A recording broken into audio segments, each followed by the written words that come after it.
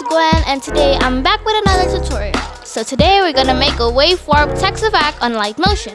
So without any further ado, just go to the tutorial. Just create your project and name it into whatever you want. And here I'm gonna use it as warp text.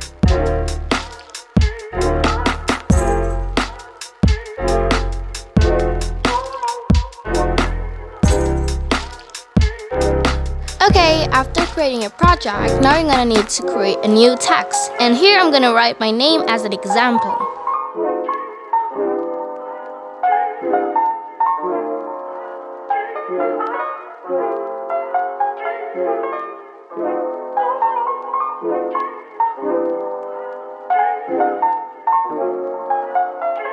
Alright, after creating your new text, now you're gonna need to change the color into whatever you like and change the font you want to use.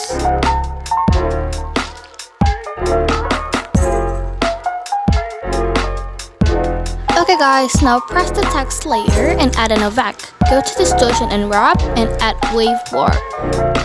Okay guys, after adding the effect, now you can follow my settings on making it your own. It's very optional and it's all up to you.